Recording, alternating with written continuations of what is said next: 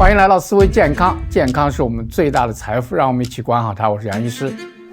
这个夏天来了，很多朋友喜欢吃荔枝啊，荔枝呢又甜美又多汁，所以呢很难让人拒绝。最近大陆还有一个电视剧叫《长安的荔枝》，一个小小的果子就成了宫斗的神器啊。这个小小的荔枝啊，曾经惹得这个皇帝呢派人千里奔驰，但是这个荔枝呢也让不少孩子呀命丧黄泉啊。今天呢我们就来聊一聊荔枝啊，从唐朝的一马快递到现在的急诊病房，它这背后的真相呢远远比大家想的要复杂得多。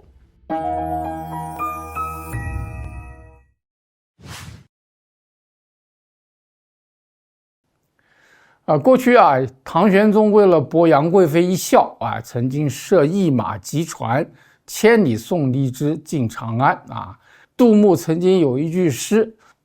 叫做一骑红尘妃子笑，无人知是荔枝来。所以呢这个荔枝呢就变成了一种奢华权势口腹之欲的象征啊。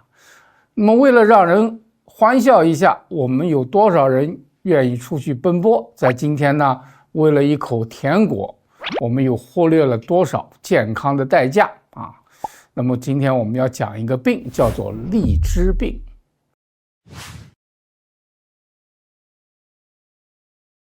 这个荔枝病是什么意思呢？就是因为空腹大量食用荔枝引发的一种急性的低血糖症啊。大家可能觉得，荔枝这么甜，还有果糖，怎么吃了以后会有低血糖呢？我们今天就来讲讲这个悖论。这种低血糖症又叫荔枝病它是多发于儿童，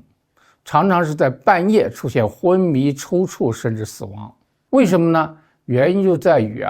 这个荔枝里面含有2种毒性的氨基酸，一个叫 MCPG， 还有一个叫做 hypoglycin A降糖素 A， 它们能够抑制肝脏的产糖的机制我们大家知道肝脏呢它储存脂肪、储存果糖是吧？那么它甚至储存糖原，把过多的糖存起来，等到身体里面没有糖的时候，它再把它释放出来。那么把这个过程抑制住以后，那么在有些情况下呢就会造成严重的问题。比如说在印度和中国都曾经有特贫困地区的孩子在晚餐没吃的情况下吃了这个荔枝，造成死亡的情况它实际上呢不仅仅是我们讲的一个上火了，其实而是我们整个代谢都崩溃了。那么这2样的毒性的物质就造成了低血糖。那么哪些人会容易造成低血糖呢？就是那些营养不良的小孩，特别容易出现这个问题。那从中医的角度来讲这个荔枝呢，它是甘温是入肝经和脾经的，它可以养气，可以养血，甚至可以理气，可以止痛所以呢它既可补人，但也可伤人那么哪些体质类型可以吃荔枝呢？气虚血也虚的人适量的吃一点可以，但最好是饭后吃为什么要饭后吃呢？就是因为它含有2种降糖的因素。那么对于阴虚火旺的人，你就少吃一点因为会火上加火。还有呢，有些人胖的、湿热比较多、痰湿比较重的人也要少吃，吃多了生湿。另外就是少年儿童、体弱多病的营养不良的，尽量不要吃，特别是不要空腹的时候吃。那么我们中老年人怎么办呢？可以吃吗？它到底升血糖还是降血糖呢？其实呢这个荔枝含糖量很高的100克荔枝里面有 15.2 克的糖，它的升糖指数属于55中等偏高一点。那么中老年人最常见的3种风险呢，第一个就是糖尿病患者，因为荔枝不管怎么样它能够拉高血糖，你如果在短期内吃很多，它就会造成血糖的暴升。抱生完以后呢，如果身体还有能力生产胰岛素的话，那他的血糖又会暴降，是吧？就是这样一个问题。另外一个空腹血糖这个偏低的人，我们有些人呢他是低血糖为什么会低血糖呢？他是肝糖不足，就是肝它在这个产生糖的过程中功能不全，所以呢容易造成低血糖。如果这种情况你再吃荔枝，刚才讲过，荔枝有2种毒性的氨基酸，它可以让血糖呢降得更低所以就是所谓的荔枝病了。另外就是肾功能不全的人，这些人呢钾离子偏高，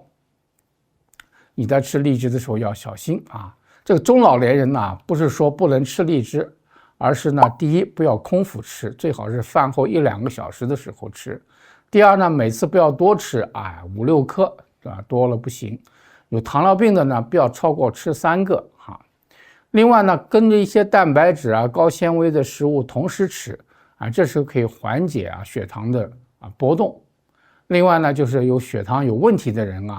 你观察一下你餐后2个小时以后的血糖所以我们推荐的吃法呢就是搭配坚果或者无糖的豆浆白粥大家也可以把荔枝呢和莲子、百合合在一起做茶另外呢再加上一些薄荷、菊花等等都可以清热特别是在这个夏季要这样吃总而言之吧，要吃得得当，吃得少，吃得巧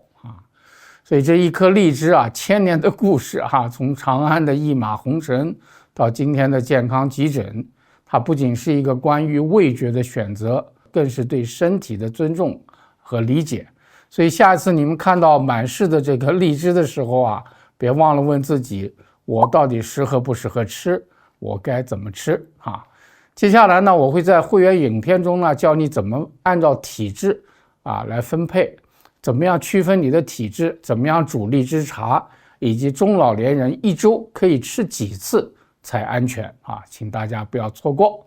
熟悉思维健康的朋友都知道，我们每天呢都会在这里跟大家聊一聊养生的小知识，保健的实用方法希望大家有一个更好更健康的生活健康呢其实不那么难，每天几分钟把身体的讯息听懂，在生活中做一点小的改变，就会越来越好。另外也欢迎大家订阅我们的频道，打开小铃铛，我们每天会准时在这里陪你说说健康方面的事情。在这个过程当中也更希望您把节目呢分享给你关心的亲朋好友让更多的人和我们一起走上健康的路。虽然是举手之劳，但对我们大家都很重要。谢谢您的支持，我们每天不见不散。